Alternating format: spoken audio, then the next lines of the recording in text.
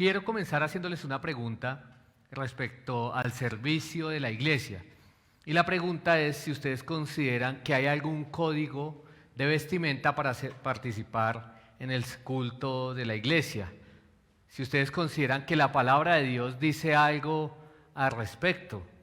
Si requiere además el cristiano algún tipo de preparación o hay algo que deba ser el adecuado para participar de los servicios religiosos.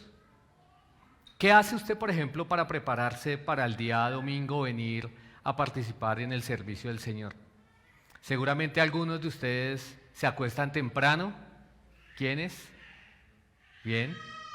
¿Quiénes intentan no tener un sábado tan cargado para venir atentos y no necesitar un tinto para estar con todos los sentidos atentos? Por aquí, ¿cierto? Hay varias cosas que nosotros hacemos.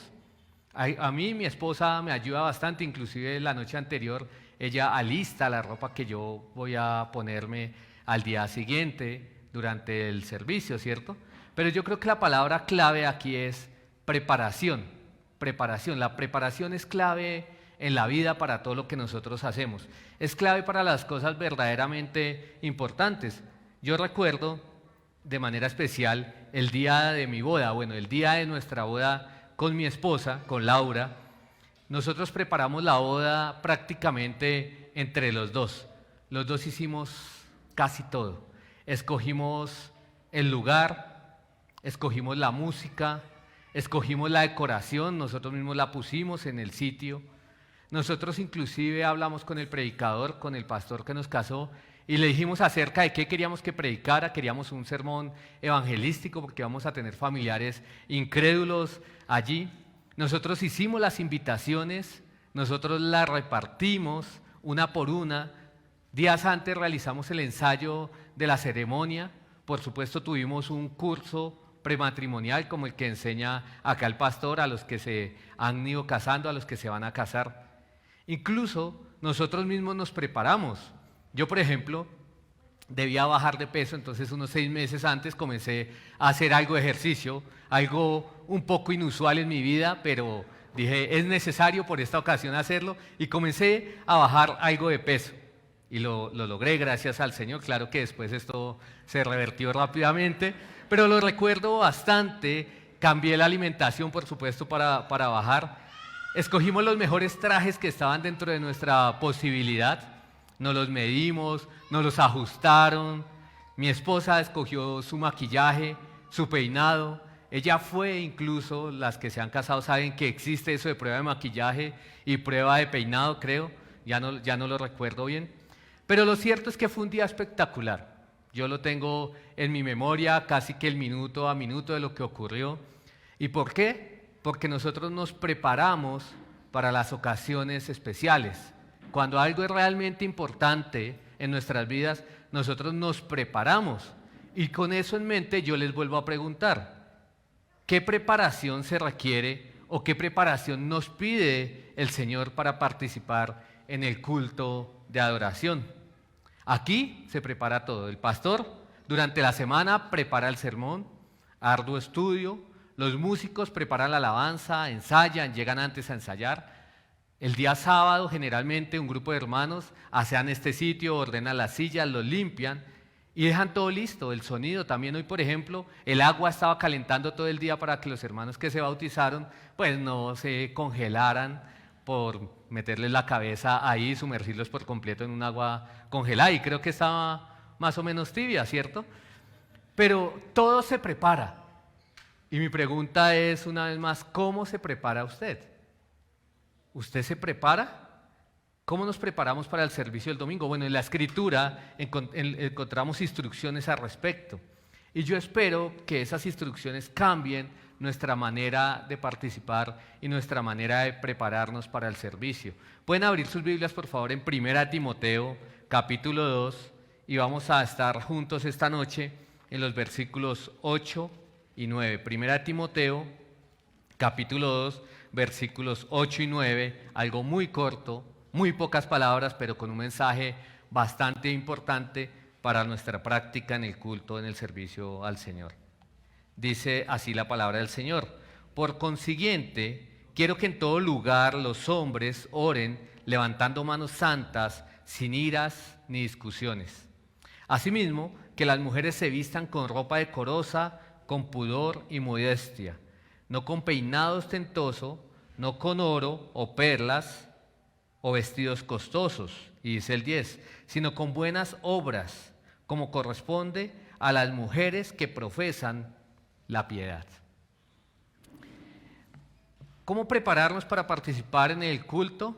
Bueno, aquí esto es algo verdaderamente importante y Pablo nos presenta, creo que ustedes lo entendieron de manera transparente, cuál es la preparación que deben tener los hombres y cuál es la preparación que deben tener las mujeres para participar. Y debo decir de manera inmediata que esta preparación es tanto interior como preparación exterior. Ya lo vamos a desarrollar, pero quiero que lo tengamos ahí en mente. Mi deseo es que al profundizar en las Escrituras, juntos podamos ajustar nuestra preparación para participar en cada servicio de oración. Bueno, algunas observaciones generales de esta carta que seguramente ustedes ya saben, pero que no está de más recordar. Esta carta la escribió el apóstol Pablo, se la escribió a su hijo en la fe, a su discípulo amado, Timoteo. Luego, él ya había realizado sus 3 viajes misioneros, había estado encarcelado en Roma por primera vez y había salido de su primer encarcelamiento allí en Roma. Él luego se encuentra con Timoteo, precisamente allí en Éfeso. Parece que le llegó un mensaje seguramente de Timoteo mismo diciéndole que la iglesia en Éfeso había algunas cosas que no estaban bien. La iglesia a la que Pablo mismo le había dedicado 3 años, a la que las Escrituras nos dicen que él no cesó de enseñar absolutamente nada y a la que él incluso al final del libro de los Hechos nosotros vemos que él advirtió fuertemente a los ancianos de esta iglesia diciéndoles que tras su salida iban a entrar hombres como lobos rapaces buscando que devorar. Y para este momento parece que eso se había materializado, parece que eso se había hecho realidad. También debemos recordar que esta carta tiene una temática completamente dirigida u orientada a la vida práctica de la iglesia. Pablo le escribe a Timoteo para animarlo en su labor pastoral. El pasaje clave de esta carta está en el capítulo 3, en el versículo 14 y versículo 15. Pablo le dijo a Timoteo, esto te escribo, aunque tengo la esperanza de ir pronto a verte, para que si tardo sepas cómo debes conducirte en la casa de Dios, que es la iglesia del Dios viviente, columna y baluarte de la verdad. Así que la carta básicamente es una instrucción sobre el funcionamiento y el comportamiento de la iglesia. Es una carta sobre cómo deben funcionar las cosas, cuál es el orden en la iglesia. En el capítulo 1, Pablo le instruyó a Timoteo acerca de cómo tratar a los falsos maestros, porque ellos estaban tratando de insertar en la iglesia enseñanzas legalistas. También en el capítulo 1, Pablo, para dar ánimo a Timoteo, se puso él mismo como ejemplo del poder y de la gracia de Dios. Es decir, Pablo le está diciendo, vea lo que Dios hizo en mí, Dios lo puede hacer en otras personas. Había una serie de errores en esta iglesia que a nosotros estudiar la carta podemos entender que era el propósito de Pablo corregir y que por ende estos errores se encontraban allí. Había errores en los hombres, había errores en las mujeres. Al parecer, todo indica que las mujeres estaban en una cultura impura y traían su impureza a la iglesia, manifestada externamente en la forma en que ellas se vestían, manifestada en la forma que ellas, por ejemplo, se peinaban. Pero no era solamente las mujeres, los hombres también, ellos se presentaban al servicio, al culto de adoración, inclusive a dirigir las oraciones con una vida despojada de santidad. Pablo aquí, entonces, en esta carta le está dando instrucciones específicas a Timoteo sobre su labor. Él le dice que Timoteo debe pelear la buena batalla, que él debe guardar la buena conciencia, guardar la fe y una buena conciencia. También inclusive, en el capítulo 3, el más conocido quizás de esta carta, nosotros encontramos que Pablo transmite los conocidos requisitos que debe tener todo aquel que sea un candidato a ser un obispo, es decir, a ser un pastor, un maestro de la iglesia, o los requisitos que debe tener también un obispo, alguien que desee servir como un maestro, como un diácono. En el capítulo 4, también le anima a disciplinarse en el ministerio de la piedad. En el 5 le instruye sobre la responsabilidad que tiene la iglesia respecto de las viudas. Así que esta es una carta muy práctica para la iglesia, ha sido así a lo largo de los siglos y sigue siendo para nosotros hoy en día. Encontramos abundante instrucción para nosotros, para la iglesia y para su funcionamiento. Y en la sección que nos ocupamos esta noche, como les decía hace un momento, Pablo está señalando algunos aspectos prácticos de los cultos. Primero, y eso lo vimos hace un mes tal vez, usted puede encontrar esta enseñanza en Facebook y en YouTube también, pero primero Pablo comenzó a hablar acerca de la necesidad que había de orar en el culto por la salvación de todos los hombres. No sé si de pronto lo recuerdan.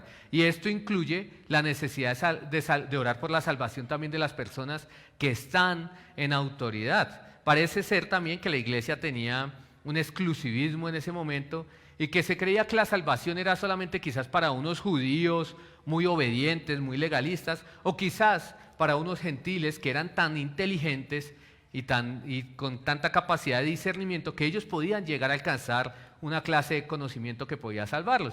Entonces la iglesia no estaba predicando el evangelio a los inconversos de manera abierta, de manera libre, ni tampoco estaba orando por estas personas. Entonces ahora Pablo describe la preparación que tanto hombres como mujeres deben tener para prepararse de manera adecuada para el culto de adoración. Pablo está enfatizando allí que es el culto de adoración, es decir, que toda aquella cosa que distraiga la adoración debe ser quitada. Por eso nosotros, los sugieres, pasan con las bolsas recogiendo los celulares en los servicios. Deberían hacerlo, ¿no? Deberían hacerlo, pero por eso decimos, ponga su celular en silencio, porque si estamos en un culto de adoración al Señor, lo único que debe centrar nuestra atención es la adoración. Así que ni hombres ni mujeres deben hacer absolutamente nada que distraiga su propia atención de la adoración al Señor, ni la atención de los demás en esa adoración. Hoy entonces hablaremos de eso. Bueno, dice el versículo número 8 allí, dice el apóstol Pablo, y comienza allí expresando, y quiero tal vez retraerme un poco y decir que aunque aquí hay aspectos que van enfocados en los hombres y aspectos que van enfocados en las mujeres, no quiero hacer medio sermón para hombres y medio sermón para mujeres. Y no quiero que mientras estoy explicando lo que Pablo habló a los hombres, las mujeres piensen que eso no va con ellas. Porque definitivamente, aunque seguramente la tendencia pecaminosa que tenían los hombres en ese momento y que tenemos los hombres hoy en día, y por eso debemos prepararnos al respecto de ese aspecto, no quiere decir que las mujeres no estén desprovistas o incapacitadas de también necesitar de ese consejo. Y de igual manera los hombres, aunque habla acerca de los peinados de las mujeres, aunque habla acerca de la forma en que ellas visten, también vamos a ver que hay aplicación directa para nosotros allí. Entonces, comenzando con la preparación de los hombres, Pablo dice allí, por consiguiente, quiero que en todo lugar los hombres oren levantando manos santas, sin iras ni contienda. Por consiguiente, o como dice la Reina Valera, dice, quiero pues. Entonces aquí Pablo está haciendo uso de su autoridad apostólica para dar una orden. Él acaba de mencionar que él fue constituido predicador y apóstol de los gentiles para transmitir el mensaje revelado. ¿Cuál es ese mensaje? Que Cristo Jesús, hombre, se dio a sí mismo en rescate de todos. Entonces, por consiguiente, como yo soy apóstol y constituido para predicar este mensaje, esta es mi orden. Es una orden que viene de Dios, es una orden divina, es una orden que viene con autoridad, no de hombre. ¿Y la instrucción cuál es? Que los hombres oren en todo lugar, que en todo lugar los hombres oren. Esa es la instrucción. Él acaba de indicar, ya les dije, que se ore por la salvación de todos. Él acaba de decir que se hagan rogativas, oraciones, peticiones, acciones de gracias por todos los hombres y también por las autoridades. Es decir, que en la iglesia se debe orar por la salvación de los inconversos. ¿Por qué? Porque eso va alineado con la voluntad de Dios. quien también, como nos dice Pablo, él quiere que todos los hombres sean salvos y vengan al pleno conocimiento de la verdad. Entonces los hombres deben orar. ¿Dónde deben orar? ¿Dónde se hacen estas oraciones que Pablo instruye? Allí básicamente yo le respondo en las reuniones de la iglesia. Allí no lo dice, es verdad, allí no lo dice, pero es en los cultos cristianos. La iglesia no contaba para este momento con edificios como este que el Señor nos ha provisto en su misericordia, que nos ha prestado por un tiempo. La iglesia no contaba con lugares de destinación específica para el culto, así que los cultos y los servicios se realizaban en todo lugar. Se realizaban en las casas de los miembros, se realizaban en los patios o lugares grandes, en todo lugar donde ellos pudieran, se reunían. Y entonces esa es la instrucción aquí de Pablo. La iglesia, como no contaba con esos lugares, entonces se reunía en cualquier lugar. Pero el sitio era lo de menos. Lo realmente importante era que había hombres que se ponían en pie y dirigían las reuniones de la iglesia. Y eso incluye, por supuesto, las oraciones de la iglesia. Ahora, una pregunta que nos surge también, así es como estudiamos la Biblia, haciéndole preguntas, y es la forma como también nosotros llegamos a conclusiones y como logramos el entendimiento con el favor del Espíritu Santo. Pero la pregunta es, ¿qué significa hombres allí? Dice, quiero que en todo lugar los hombres, es decir, ¿significa cualquier ser humano o significa un hombre masculino, un varón?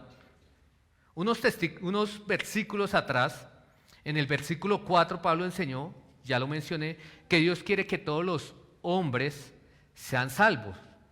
¿Por qué? Allí está hablando de toda la humanidad, no es que Dios quiera la salvación solamente de los hombres, de los varones, y no de las mujeres. Cristo Jesús vino a salvar tanto a hombres como a mujeres.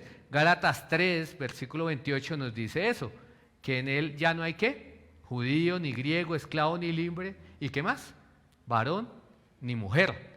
Cristo vino a salvar tanto hombres como mujeres. Pienso yo, y luego ya les digo por qué, que en el contexto más inmediato y dentro de la misma idea que nosotros estamos estudiando, Pablo está dando instrucciones primero a los hombres y luego a las mujeres, primero a varones y luego a las damas. Además lo pienso, además del contexto inmediato, porque están ambos grupos, porque las palabras en el original son diferentes. En el versículo 4, donde habla de la salvación, el término es antropos, de donde viene la palabra antropología, el estudio de la doctrina del hombre, ¿cierto? De la humanidad, básicamente, esa es la palabra, y es mayormente usada para referirse a eso, a la humanidad. Aquí en el versículo 8, donde dice que los hombres levanten manos, el verbo, o la palabra más bien, es anier, varón. Mayormente es traducida como marido.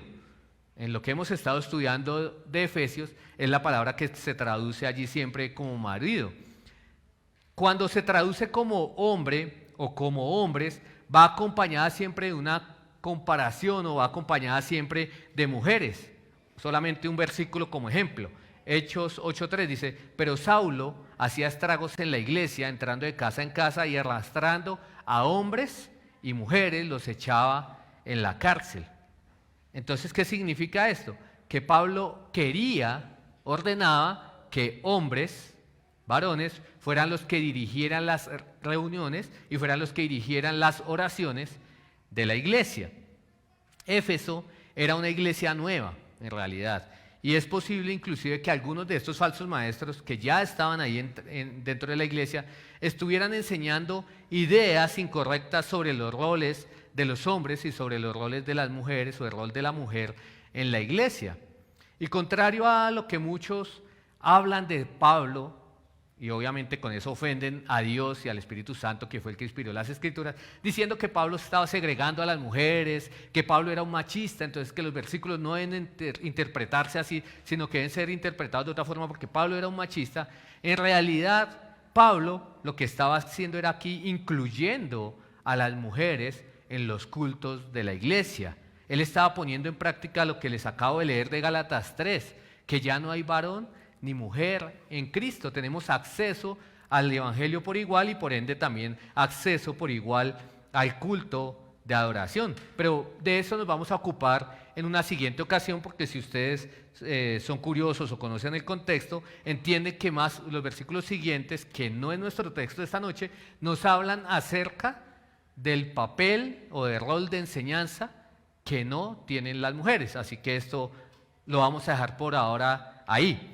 Pero lo que sí quiero dejar claro es que aquí el punto central de Pablo es que esos hombres que dirigen la oración deben prepararse adecuadamente para participar en el culto. ¿Cómo? Levantando manos santas, sin iras ni discusiones, sin iras ni contiendas.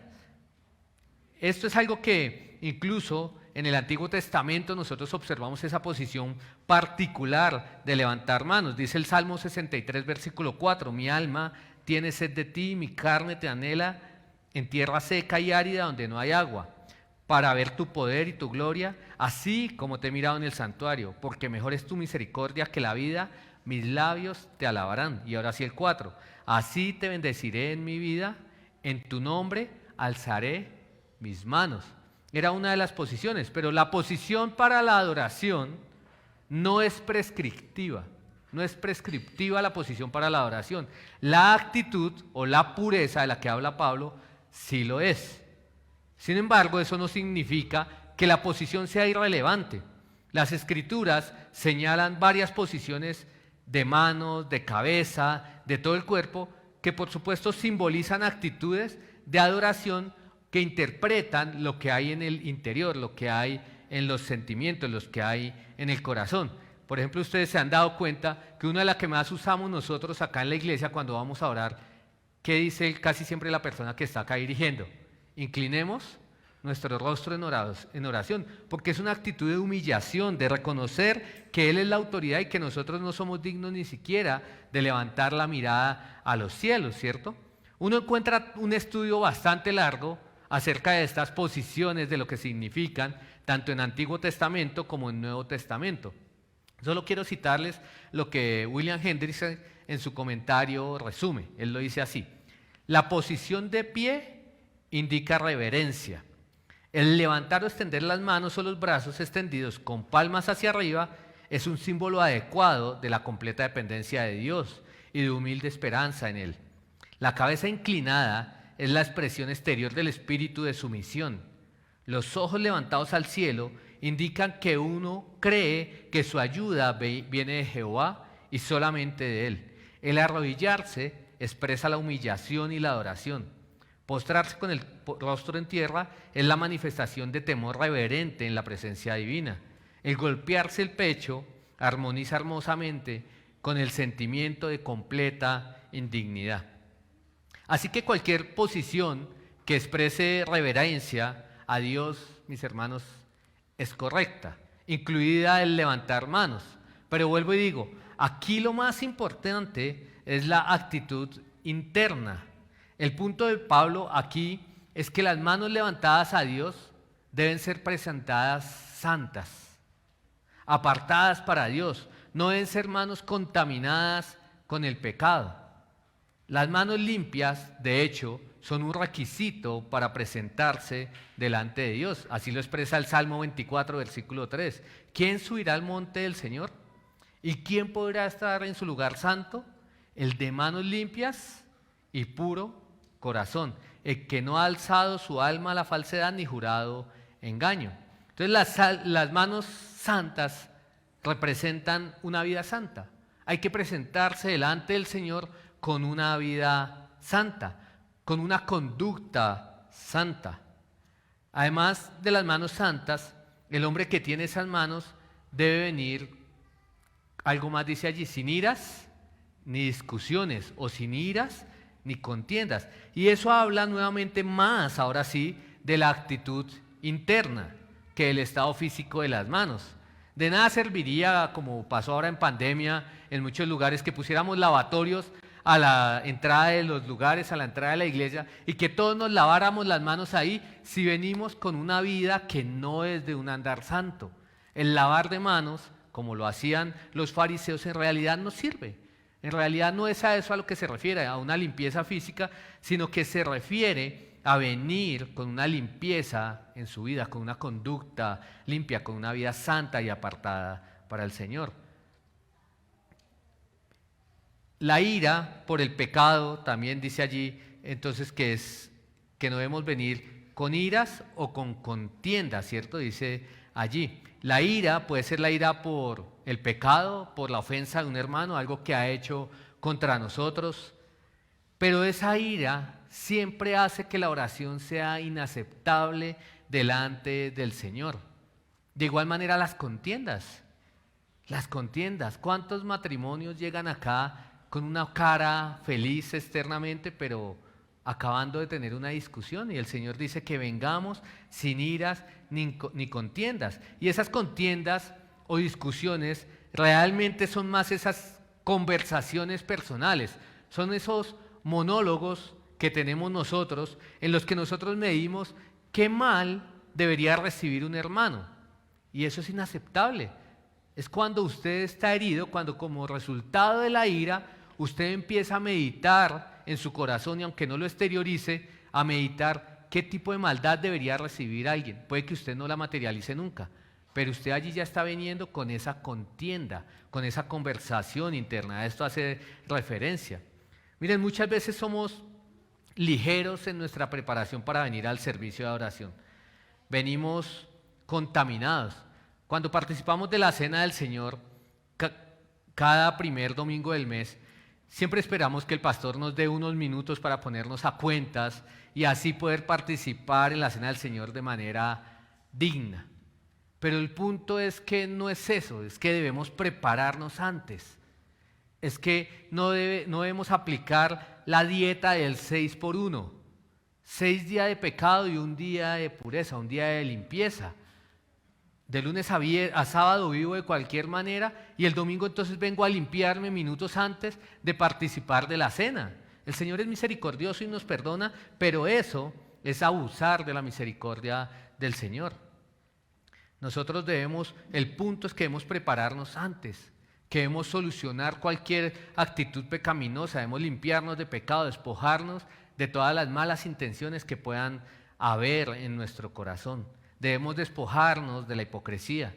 Así que vuelvo y digo, sea usted hombre o sea mujer, dirija la oración el domingo o no la dirija, sino que participe de ella como un miembro más de la iglesia. El principio es el mismo, es que debemos participar en pureza y santidad, libre de iras, libre de despojos, de deseos maliciosos. El Señor Jesús inclusive lo expresa de esta manera en Mateo 5, 23 y 24. Por tanto, si estás presentando tu ofrenda en el altar y allí te acuerdas que tu hermano tiene algo contra ti, deja tu ofrenda allí.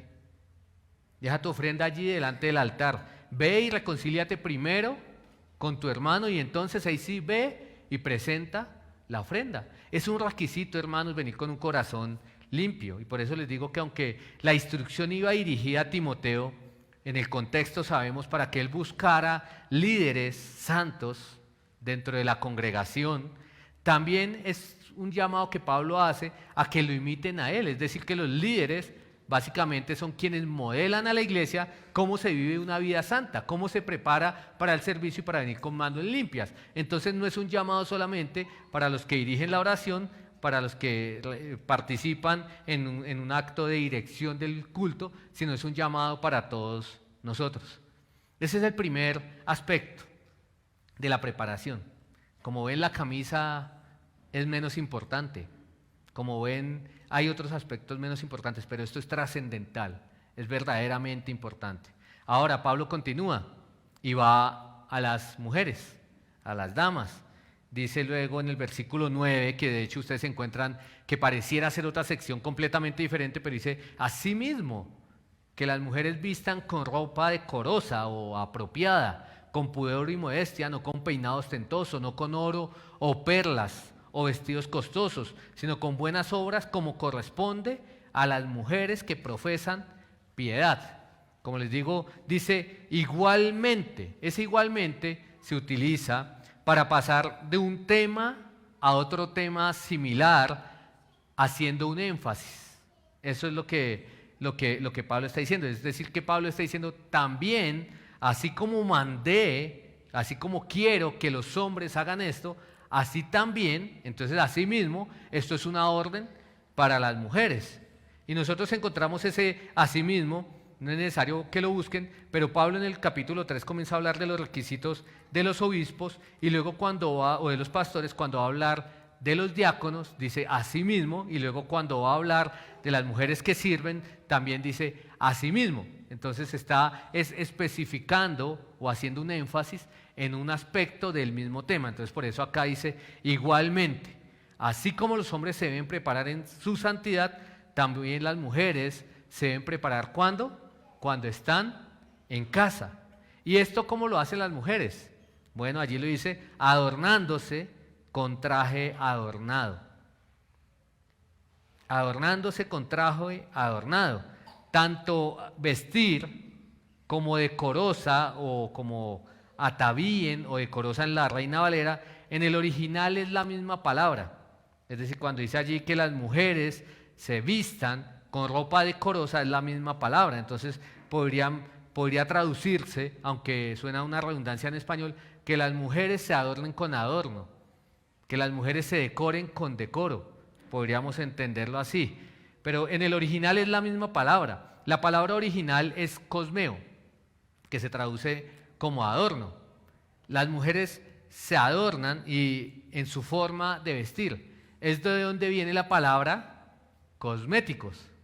De allí viene la palabra cosméticos.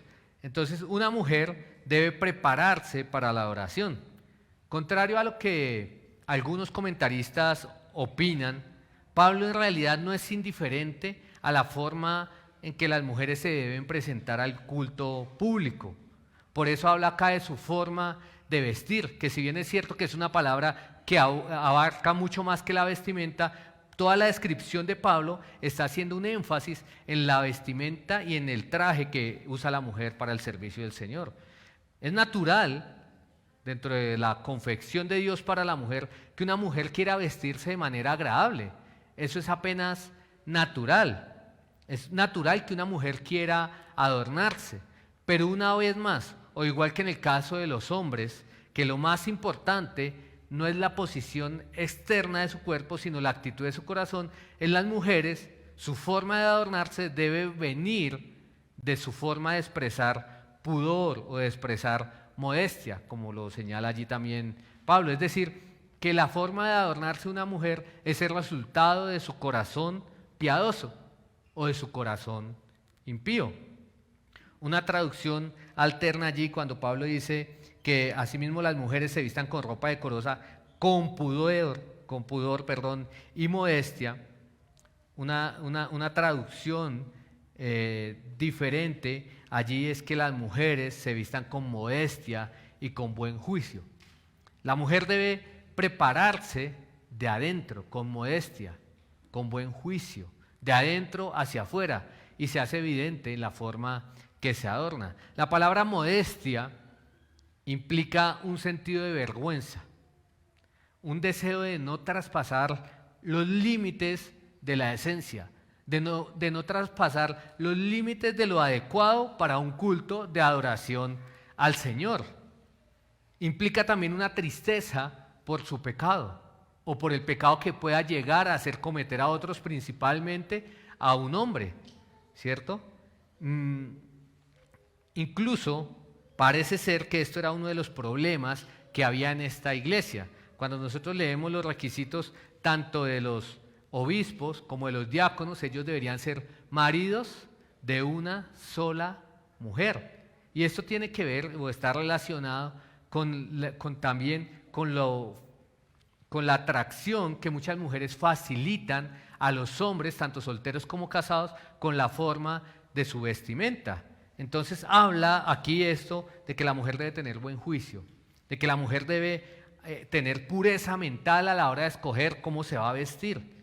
Es decir, que cuando una mujer escoge cómo se va a vestir para venir a la iglesia, lo debe hacer con sensatez, lo debe hacer con sentido común. Su deseo no debe ser el de exhibirse, ese no debe ser el deseo, no debe ser el deseo de exhibirse de alguna manera para los hombres, Aun cuando usted sea soltera, tampoco, menos cuando es casada.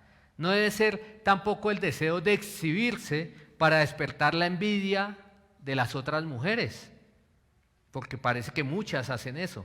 Tampoco su intención debe ser inmoral o de falta de la decencia o la de parecer atractiva delante de los hombres. Nos habla allí, una traducción también habla de dominio propio, esto es de buen juicio.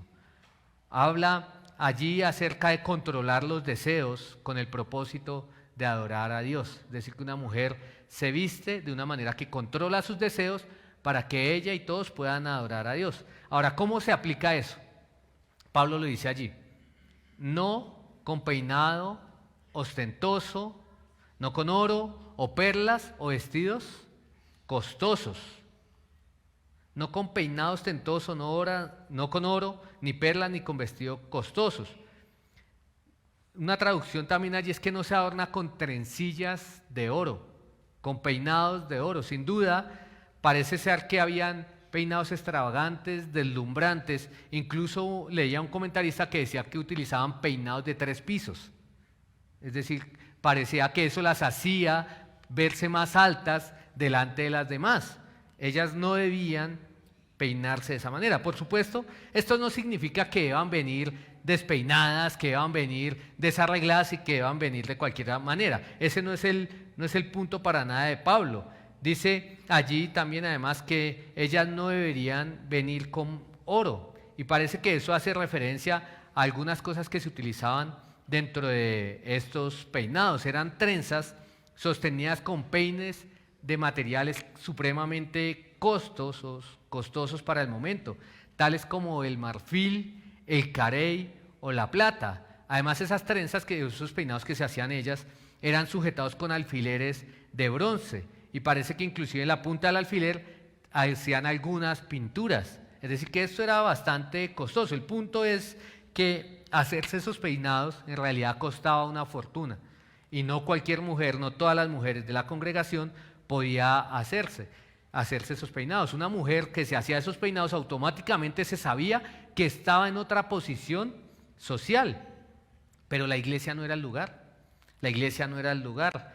En nuestra cultura tenemos una cultura de adoración a lo físico, de cultura de adoración a los físicos, y nosotros no podemos ser igual. No podemos centrar nuestra adoración en la apariencia.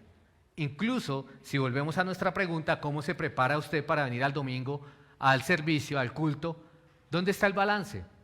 Nuevamente, ¿está en cómo se prepara interiormente o está en cómo se prepara exteriormente? No debemos adaptarnos y permitir que la iglesia, que la cultura siga entrando en la iglesia de esa manera. Tampoco debería estas mujeres, dice allí, adornarse con perlas. Las perlas sabemos que era un símbolo también de opulencia. Nos dice también allí, recordando la parábola, que con el fin de obtener una perla de gran precio, un negociante debía vender absolutamente todas sus posesiones. Y cuando leemos los historiadores de esta época, parece que habían mujeres que se adornaban con bastante perlas en sus peinados. Dicen que sus peinados podían llegar a costar a plata de hoy más de $1.000.000. Entonces, de igual manera, la mujer piadosa tampoco debía adornarse con vestido costoso o con vestido ostentoso, porque ellas con eso lo que hacían era profanar la piedad al adornarse. ¿Cómo debían adornarse ellas? Debían adornarse con piedad y con buenas obras, es lo que nos dice allí. En el pasaje paralelo de 1 de Pedro 3, versículo 3 al 5, Pedro está hablando acerca de cuál debe ser el comportamiento de las mujeres para ganar a sus esposos incrédulos. Y dice cuál debe ser la conducta de una mujer. Dice, y que vuestro adorno no sea externo, peinados ostentosos, joyas de oro o vestidos lujosos, sino sea el yo interno, con el adorno incorruptible, el de un espíritu tierno y sereno, lo cual es precioso delante de Dios. Así que la mujer no debe venir a la iglesia para llamar la atención. Eso es pecaminoso. Debe venir a la iglesia con el enfoque en la adoración. es un culto de adoración, es un servicio de adoración. Las mujeres impías quieren atraer con su físico a los hombres. Eso es lo que ellas hacen, con su forma de vestir. Pero no deben ser así, mis hermanas, las mujeres piadosas, ni las mujeres solteras. Ellas deben hacerlo ¿cómo? Con sus buenas obras, con su piedad. Deben hacerlo. El adorno de la mujer que profesa piedad es entonces la vida piadosa que naturalmente va acompañada de buenas obras. Lo dice allí. ¿Cuáles son esas buenas obras? Bueno, las que, según Efesios 2, versículo 10, las que Dios preparó de antemano para que anduviésemos en ellas.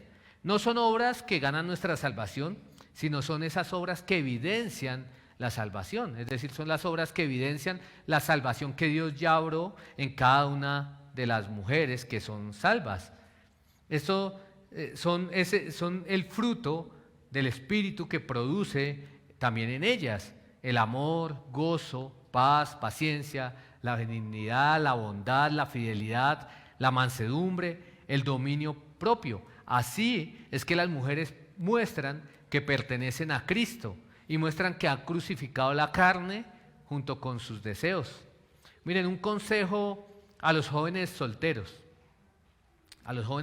y es que no pongan sus ojos en aquellas mujeres que muestran su atractivo físico, que se esfuerzan por exhibirse, que se esfuerzan por tener sensualidad, que se comportan igual que se comportan las incrédulas. Mis hermanos, fijen sus ojos en aquellas hermanas que muestran su hermosura en la piedad, que muestran su hermosura en las buenas obras. Y a las mujeres solteras también. Vístanse apropiadamente para el culto del Señor. No necesariamente deben parecer monjitas acá. De eso no es de lo que está hablando Pablo acá. No deben venir descuidadas, deben adornarse. Pablo no está prohibiendo allí el oro.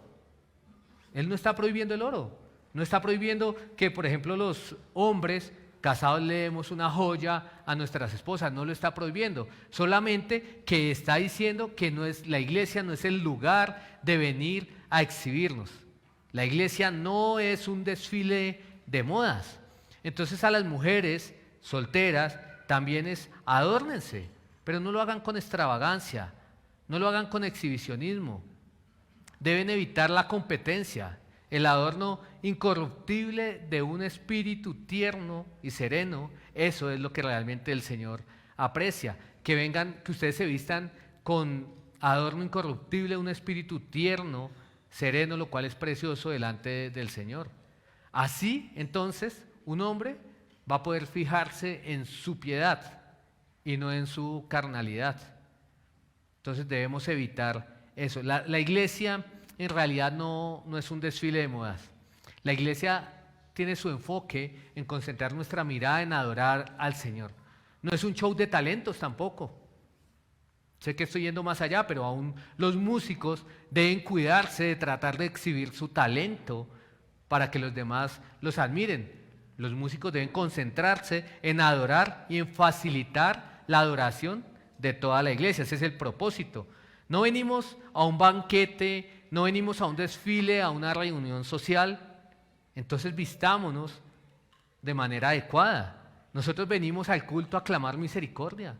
Venimos pobres en espíritu a clamarle al Señor que nos perdone nuestros pecados, a agradecerle porque siendo miserables y pecadores, Él nos perdonó. Entonces vistámonos de piedad, vistámonos de esa manera. Entonces, como les decía hace un momento, esto también aplica tanto para mujeres como para hombres. ¿Y por qué digo que aplica para mujeres como para hombres? Porque hoy en día nuestra cultura le ha metido la vanidad no solamente a las mujeres en una manera desproporcionada, sino que también a los hombres. La forma de vestir de los hombres también ahora es exhibicionista. Y muchos creen que pueden venir a la iglesia como en ropa de gimnasio. Y eso tampoco es prudente, tampoco es decoroso, no es el lugar, no es la vestimenta adecuada. Por supuesto, mi esposa y yo nunca hemos venido vestidos a la iglesia como el día que nos casamos. Mal haríamos, no es el lugar, no es una boda. Pero debe todo cristiano venir vestido de una manera que facilite su adoración y la adoración de los demás. Las mujeres entonces deben adornarse con un adorno adecuado. Quiero terminar con algo, una anécdota. Hace unas semanas fuimos con mi esposa a buscar algo de ropa a una tienda y lo que encontramos fue ropa ancha, porque la cultura también ahora le está enseñando un concepto antibelleza a las mujeres y quieren que las mujeres se vistan igual que los hombres. No, mujeres, vístanse como mujeres, vístanse como mujeres de una manera adecuada, de una manera elegante, de una manera acorde para el servicio, que muestre su prudencia, que muestre su fe, que muestre su devoción al Señor. ¿Y cuándo se hace esto? Antes del servicio. Por eso hablaba y comenzaba hablándoles de la preparación para el servicio. Hermanos, mi oración es que esto nos ayude a prepararnos de manera adecuada para participar en el culto de adoración, de tal manera que tanto hombres como mujeres podamos concentrarnos todos los domingos en adorar a nuestro Señor. Inclinemos entonces nuestro rostro en oración. Amado Dios, muchas gracias, Señor, por unirnos en una iglesia, Señor. Muchas gracias por la practicidad de tu palabra, Señor. Muchas gracias porque hay instrucción directa, hay instrucción suficiente para cada uno de nosotros. Y hombres y mujeres en nuestras debilidades particulares hemos recibido hoy enseñanza, Señor. Que nos preparemos con manos santas, Señor. Que nos preparemos despojándonos de ser peleones, de las iras, de la contienda. Que nos preparemos también aún en nuestra vestimenta, Señor. De tal manera que el adorno, tanto de las mujeres como de los hombres, sea el decoro, sea el pudor, sea la modestia, Señor. Sea la piedad. Te damos muchas gracias por tu palabra y te pedimos que así también en unos momentos nos guíes en el tiempo de comunión y en el regreso a casa. Oramos así en el nombre del Señor Jesucristo. Amén.